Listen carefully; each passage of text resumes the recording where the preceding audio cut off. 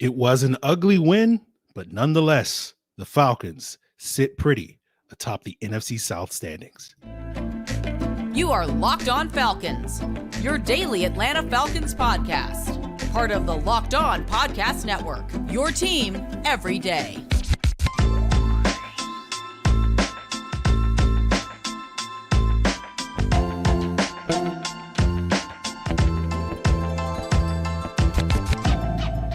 Welcome back, everyone, to another illustrious episode of the Locked On Falcons podcast, your daily Atlanta Falcons podcast, part of Locked On Sports Atlanta, your team every day.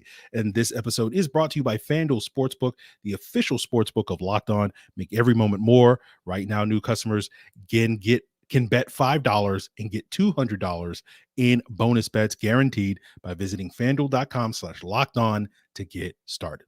So, guys, if you don't know me, I'm Aaron Freeman, your very humble host here. People also call me Sirius Black. People also call me Mr. Drew. My friends call me Negative Nancy, but you can call me Mr. Drew. But you become one of my friends by becoming an illustrious everydayer of this illustrious podcast. And all you got to do so is to subscribe or follow for free on YouTube or wherever you listen to podcasts to get the latest episode as soon as it is available. So the Falcons walk away with an ugly 16-13 win over the Bucs in week 7, but of course are sitting pretty atop the NFC South, and they needed this win, right? You know, we're not at must-win territory where we get to the point where it's like if you win, you know, your season continues, you lose, your season's over. But you know, you feel much better about this team going into the back stretch after the bye where they have multiple divisional games, sitting at 2-0 as opposed to 1-1. You're at 4-3 overall, 2-0 in division. And, you know, one of the things I've been talking about with Locked On Falcons Insiders and elsewhere, you know, you want to at least get to 5-5 going into the week 11 bye, at least 5-5.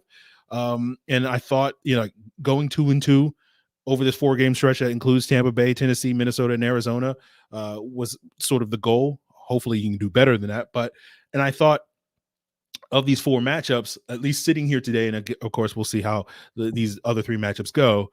But at least sitting here today, it felt like this Bucs matchup was going to be your toughest out of these 4. So the fact that the Falcons were able to get over that hump and get the win, you know, we can now exhale. But it felt like holding our breath was kind of the story of this game. More on that later. But I think really what stood out in this game was the run game, the defense, right? Those have been the things that the Falcons want to hang their hat on. And the defense has been something that's been reliable throughout the season.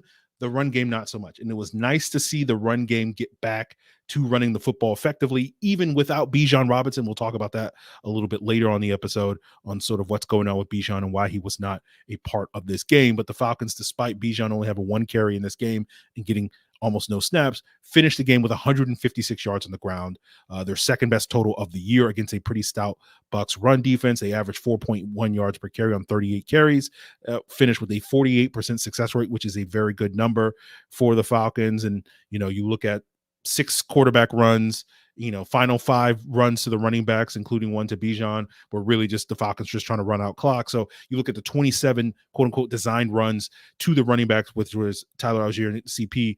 Prior to that, they had a 48% success rate on those runs. So the run game was on point today, being able to consistently keep the offense on schedule, and adding that balance to the offense that we have not seen for a couple of weeks, in large part due to the Falcons' inability to run the football effectively, right? And then, you know, on top of that, you know, when you run the football, you need your defense to kind of play well, because running the football is not a type of offense that's going to score a lot of points usually. And so you saw that from the defense. We saw 2 turnovers forced, 2 takeaways that took much needed potential points off the board for the Bucs. You got 3 sacks, mostly coverage sacks. Richie Grant gets a lot of grief on from this fan base, but made kind of the play of the game with a very timely interception late in the 4th quarter, with the Bucs driving potentially to take a lead. And it was a poor decision by Baker Mayfield, overthrew that ball, and Grant snagged it. And, you know, we'll see what the replay says, because it didn't look like on the very next play when the Bucs driving after a big 31-yard scramble to Baker Mayfield that set up a potential, you know, another attempt to get the go-ahead score late in the game. It looked like Richie Grant kind of blew the coverage to the Chris Godwin over the middle, but fortunately Baker Mayfield did not see an open Godwin with the Falcons playing that split safety look, and David Onyemata dropped him for a sack and sort of that, into that sort of thing. So, the defense shut down the run minus that one Baker Mayfield scramble. You saw good coverage. You saw the pressure get there mostly because of the coverage. The only real gripe I have with the defense in this game was, why were we putting AJ Terrell and Mike Evans? I feel like we've seen enough over the last 3 years of knowing that that's not a favorable matchup for the Atlanta Falcons, very favorable for the Tampa Bay Buccaneers. You saw AJ Terrell give up that 40-yard touchdown early in the game, but outside of that, the defense didn't really do a whole lot. And you saw Mike Evans, there was a couple penalties on AJ Terrell. Most of the times when he was trying to get physical with Mike Evans, it's like, Mike Evans has 40 pounds on you, my guy. This is why you got Jeff Okudah to do this. But I know AJ is the number one. And he's got to cover the number one. And again, it just felt like an ego thing, right? From this coaching staff, from AJ Terrell being like, sometimes you got to check these guys and be like, AJ, I love you, my guy. I do. I absolutely. You can cover most of the top receivers in the league, but Mike Evans has got your number. So let's stop with that. Hopefully they learn that lesson after today. But that's about the only gripe I have with the defense. We talked about needing the run game to stabilize the offense, right? So that when you go on this Ridder coaster, as we call it, you can function still offensively without having to rely on your quarterback to being perfect. And Ridder was not perfect today. 3 fumbles, 3 turnovers again. And while he did show signs of growth in this game, we're going to talk about how the inconsistency from Desmond Ridder continues to be a frustrating aspect of his game. And we'll get into that as we continue today's Locked On Falcons. So, guys, our partners at eBay Motors have teamed up with Locked On Fantasy Football host Vinny Iyer to bring you some of the best fantasy picks each and every week all season long. And whether you're prepping for your daily drafts or scouting the waiver wire, every week we're going to provide you with players that are guaranteed fit for your roster. So let's see who Vinny has picked out for this week's eBay's Guaranteed Fit Fantasy Picks of the Week. And he's got an old friend of the Atlanta Falcons that this defense has seen. That is Texans rookie quarterback CJ Stroud, who's been on point this season, except for against the Falcons, right? Racking up fantasy points, despite, and not doing really any damage, hurting his team. Through 6 games, he's only got 1 interception, 9 touchdown passes. He's averaged just under 277 passing yards per game. And in week 8, he's going to draw a shaky Panthers pass defense that's fallen apart in recent weeks after facing some bad quarterbacks early. I'm wondering if Vinny's taking some shots at a certain Falcons quarterback as one of those bad quarterbacks that the Panthers defense faced early. But, the Panthers haven't had many answers, and probably won't have answers for some of Stroud's key weapons in this upcoming matchup, and he should be pretty comfortable picking them apart for another strong fantasy performance. So go pick up CJ Stroud if you haven't. And now that Vinny Iyer has helped us take one step closer to our fantasy championships, eBay Motors knows a championship team is about each player being a perfect fit, and the same is true with your vehicle. With over 122 million parts for your number one ride or die, you can make sure your ride stays running smoothly, whether you're looking for air filters, brakes, LED lights, roof rack, bumpers, all that more. Whatever your baby needs, eBay Motors has it. And with eBay's Guaranteed Fit, it's a guaranteed fit for your ride the first time, every time, or your money back. Plus, guys, at these prices, you're burning rubber, not cash, baby. So keep your ride or die alive at ebaymotors.com. eBay Guaranteed Fit, only available to U.S. customers. Eligible items only. Exclusions apply. So, guys, before we continue today's Locked On Falcons, I do want to plug the Locked On NFL Kickoff Live every Friday across the entire Locked On network, where my friend Jarvis Davis, Tanitra Batiste, and Kyle Krabs are coming at you live at 2 p.m. every Friday, 2 p.m. Eastern every Friday, to get you ready for the upcoming slate of NFL matchups. You're going to get fantasy tips, betting angles, all that and more, as well as the local coverage. Find Locked On NFL Kickoff Live every Friday at 2 p.m. across the Locked On NFL network. If you're subscribed on Locked On Falcons or Locked On Sports Atlanta, you will get that. So make sure you hit subscribe and check out the Locked On NFL Kickoff Live every Friday at 2 p.m. So let's talk about the Ridder coaster, or let's talk about Road Ridder, whatever you want to call it, right? 3 fumbles today for Desmond Ridder. Took points off the board. In this case. And while all the fumbles aren't technically 100% on Desmond Ridder, the first one came at the end of the first half, where Shaq Barrett beat Caleb McGarry, it looked like, and stripped Desmond Ridder when the Falcons were in the red zone. Then you had the second one in the third quarter, where it came after a play where the Falcons nearly fumbled the ball into the end zone on a touchback, right? And fortunately Drake London's fingers scraped the out of bounds with his right hand as his left hand sort of fumbled the ball down at the 1. So he was called out of bounds at the half-yard line. And then the very next snap, Desmond Ridder botches the snap, or I guess Drew Dahlman helped botch the snap, but they botched the exchange. They fumbled the football. And again, you're at the half-yard line and you can't walk away with points.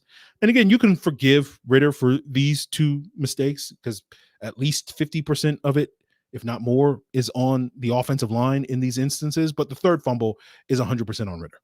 And this is what makes it so frustrating because it happens in the fourth quarter. He's scrambling for what should be his second touchdown run of the game on a 12-yard scramble. And kudos to Antoine Winfield for making an outstanding play, stripping him just before he crossed the plane, knocking the ball out of bounds in the end zone for a touchback. But it makes it super frustrating because we already had a near touchback at the goal line, and you should know, hey, let's secure the football now that you've seen it almost happen already in this game. And then you throw on top of this, like, wasn't it 2 weeks ago where we talked about Desmond Ridder scrambling in the end zone on that touchdown to the Texans where Matt Collins was his lead blocker and the ball fumbled out of bounds, but fortunately he had crossed the plane for that split second that he needed to secure the touchdown. And this is the frustration, right? It's one thing when you're a young quarterback making new mistakes, but when you're making the same mistakes, that's when it becomes much more problematic. When you're making the same mistake multiple times over a 3-week span, that's where that second time it makes it. The first time it's like, okay, it didn't cost us, but the second time it's like, my guy, you cost us, right? And what's frustrating about this is, like, overall Ridder had a decent game, right? There were clear indications of his progress, right? We've seen that the last couple of weeks, right? Even last week, where you look at the first quarter and a half of that game, Ridder played generally well in that game, right? And so, like, you can look at that and say, hey, he's showing progress. Like, to me, Ridder was much better today, despite these issues, than he was against Detroit or Jacksonville, right? Much more effective on the road. And so you have this 3-game sample where you can make a pretty easy argument that the last 3 weeks, despite all the flaws in those games, have been the 3 best performances overall of Desmond Ridder when it comes to just running the offense and operating the offense and being able to successfully move the football down the field. Like, you've seen progress from Desmond Ridder, but that's what makes it frustrating, where it's just like, despite, hey, we got a deep ball to Scotty Miller. I was like jumping for joy out of my seat when I saw that early in this game. But of course, that drive stalls in the red zone. The Falcons go 1 for 5 in the red zone today. And part of the reason why they stalled in the red zone and again, we'll see what the film says when I watch it on Tuesday. But, like, it looked like a bad ball from Desmond Ridder on the throw to Drake London in the end zone that Antoine Winfield nearly picked off. And, potentially that should have been a back shoulder throw.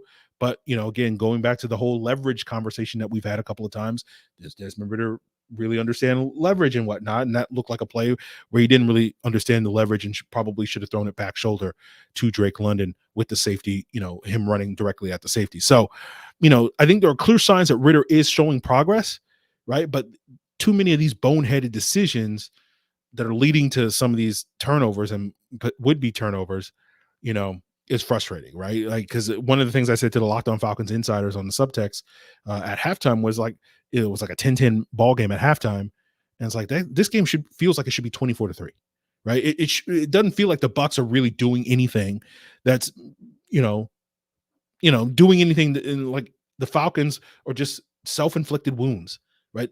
There's no reason for them to not score at least another 7 points, if not another 17 points in this game, other than just self-inflicted wounds, right?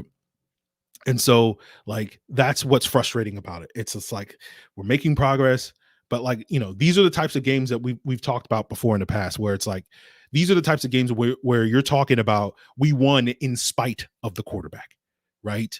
And I don't want to have that conversation ever again, guys. Like, so, like, again, not the worst game that Ridder's played, arguably like his 3rd or 4th best game of the season.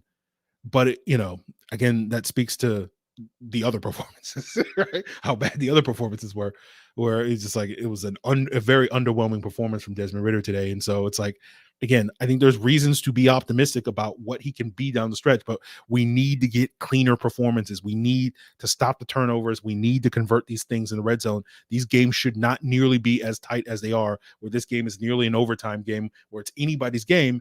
And frankly, to me, the Falcons clearly outplayed the Bucs, defensively on the ground. It did all the things that they wanted to do, except for when it came time to punching the ball into the end zone.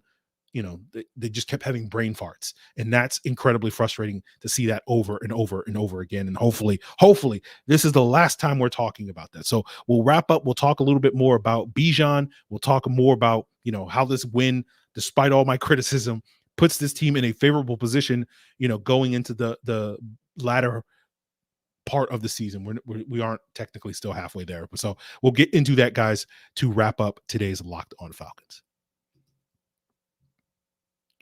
So, guys, if you haven't already, you got to snap back into the action with FanDuel, America's #1 sportsbook. Right now, new customers get $200 in bonus bets guaranteed when you place just a $5 bet, right? That's $200 in bonus bets, win or lose. Doesn't matter. Just put down $5 and they're going to give you $200 to throw at whatever you want. And the great thing about FanDuel is you can throw it at anything, right? You can throw it at spreads, player props, over unders, not just football, but you can get in on some of these NBA preseason props. You can bet on, baseball. I know a lot of us are basically done with baseball now that the Braves are out, but whatever you want, FanDuel has you covered. If you want to bet on this Monday Night Football matchup, 49ers are 6.5 point favorites over the Vikings. So head on over to FanDuel, whatever you want. FanDuel.com/lockedon to kick off the NFL season. FanDuel is an official partner of the NFL. So there was no Bijan today. I mean, he did play a little bit, but we didn't get anything too conclusive post game. But he told reporters that he woke up with a bad headache. We'll see what comes of that. Is it a migraine issue? Is it an MRI issue? Is it an undiagnosed concussion? Who knows? I don't know. But the Falcons decided to play it safe, and they only played Bijan. I think he played 6 snaps in the first half and only a couple in the second half. He got 1 touch at the very end of the game with the team running out the clock there, and for the most part was used as a decoy. So we'll see what comes of that. Until we get more information, not going to react one way or the other. Just say, hey, he was feeling under the weather, and hopefully it's a one-time issue, and we'll just sort of see. But again, I know that's not necessarily the case that people like to do. Like they just take a little bit of information and then overreact to it. So I'll let those people do that, but we're not going to do that here. So that being said, let's talk about this quote unquote ugly win. But despite the ugly win, despite my criticisms, guys, I like where this team is at. It's just like can we just get there a little bit easy? Just make it a little bit easier on my heart, right? Taking new medication and stuff like that.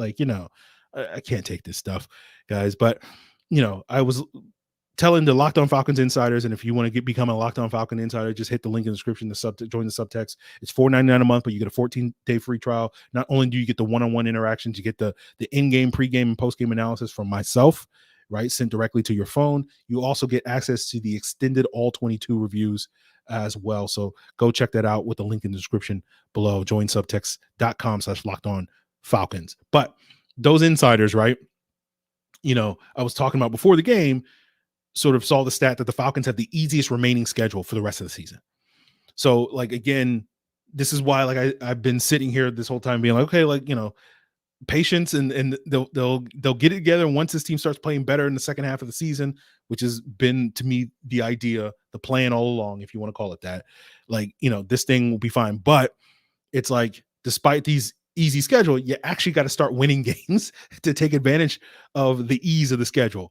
And it was nice to see the Falcons win this game, a game that I didn't think they were going to win, just because I did not have the confidence in the offense to run the ball as effectively as they did. And I didn't think Ridder was going to play a good enough game to win you the game. Again, he made the big time throw to Kyle Pitts. Shout out to Kyle Pitts. Shout out to Desmond Ridder at the end to set up that game-winning kick from Younghoe Koo. But,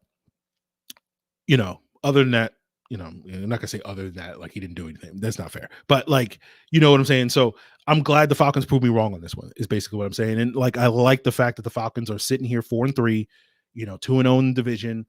Again, several winnable games over these next 3 weeks. Tennessee is probably not gonna have Ryan Tannehill from what it looks like. Minnesota's not gonna have Jefferson. and then Arizona's Arizona. But like, again, all these are games games that the Falcons can easily lose if they continue to play this sort of sloppy style of football, and to me, playing down to their opponent. That's what it feels like. This team is better today. Again, I don't think this is an elite team or anything like that, but it's just like, it feels like these games, they're playing down to their opponent and giving you 70% of what they're capable of. And, that's what's so frustrating about it. But they got the win. They're sitting here, with winnable games coming up.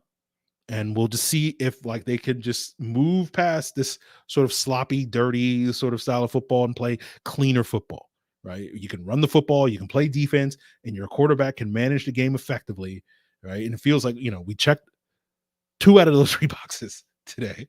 And it just feels like, we just aren't consistently able to check all 3 of those boxes. And it's like, hopefully as the season wears on, we will consistently be able to check all 3 of those boxes, and you'll feel a lot better about this team being able to win these close ball games. They took care of business today, but that's what makes it so frustrating. So we'll see if the Falcons can do that, right? It's funny because like every week after Ridder has a bad game, and I'm sure there'll be still some conversation about it, although less because the Falcons won. And, anytime the Falcons lose, it's going to be, we got to replace Ridder. But it's funny because like Heineke, when people talk about Heineke was a turnover machine. Like he never went more than 1 game. I think he never had 2 games in a row where he didn't turn the ball over, right? When he was a starter for the Commanders the last couple of years, right? He had at least 1 turnover every other game, right? He might have 1 clean game, and then the next week he'd fumble it, he'd throw picks. And what's frustrating about the Ridder sort of roller coaster is like, it feels like he's like Taylor Heineke. And it's just like, that's why, like, you're like, benching Ridder for Heineke is probably not going to do much, because this is basically how Taylor Heineke played all the time, in Washington. But it's just like, it's frustrating. It's like, Ridder, man, you got to be better than Taylor Heineke, right? If we're going to commit to you long term, you got to get out of this Taylor Heineke phase of your career, which is, turning the ball over seemingly every week. So that's why I bring it up. I'm just like, he's capable of being more than Taylor Heineke, but right now he's Taylor Heineke, and it's like, that's fine again, but like, that's not where we want to be. We don't want to we don't want to be at the end of the season be like, hey, we got a 6'4" Taylor Heineke is basically I guess what Ridder is at this point, or however tall, 6'3", whatever he is. So we'll see what comes of that. We'll see what comes of Bijan. We'll see what other updates we got for you as the week unfolds, guys. But overall, again, some positives to take away from this game. It's like, oh, let's throw the ball to Scotty Miller down the field. I'm going to talk about that one. I'm going to do like a 10-minute analysis of that play. Like, oh, look at Scotty Miller just using the head fake on the corner post. Oh, it's just so beautiful, and blah. I'm rambling now at the end of the episode, but we'll see what the film says. We'll see if I come away feeling better about Ridder's performance. I'm like, you know what? Outside of those 3 plays, he played really good. We'll see. I don't think that's going to be the case, but we'll see, right? So what else happened in this game? Did I miss anything? AJ Terrell, Jeff Okudah, Nate Landman. Shout out to Nate Landman making a play. Yeah. Just overall, just good game. Just like one guy, just like, come on, man, just hold on to the ball. Like, I wouldn't even be on this thing complaining about the other 2 fumbles if you just hold on to the ball. But hey, that is what it is, guys. Make sure you check out the Locked On Falcons Insiders. Go check out the Locked On Falcons postcast if you haven't checked it out on Locked On Sports Atlanta on YouTube or on the Locked On Falcons audio feed. You will also be able to check out the Locked On Falcons Atlanta football party breaking down the Falcons tomorrow, where myself, Jarvis Davis, Tanisha Batiste, and Tori McElhaney of AtlantaFalcons.com will be giving you our insights into this matchup. So we will see what's what on that tomorrow. So go check that out. That's going to be as well in your Locked On Falcons audio feeds and on the Locked On Sports Atlanta YouTube channel as well. So that's going to do it for us here, guys. Really appreciate you for tuning in for another rapid reaction. We'll be back with more content tomorrow here on Locked On Falcons, as well as Locked On Sports Atlanta. Make sure you check out Locked On NFL. I think I might be making an appearance on Locked On NFL Monday show, but make sure you check out Locked On NFL, not because you just want to see this handsome face again, but also because you want to get the lowdown on what happened with the other 30 NFL teams this past Sunday, or the 24 other ones that played, or whatever. There's a whole bunch of teams on bye. But regardless, guys, I'm done rambling. That's going to do it for us here. Appreciate it. Continue to make Locked On Falcons, Locked On NFL, Locked On all that, all part of Locked On Podcast Network, your team every day.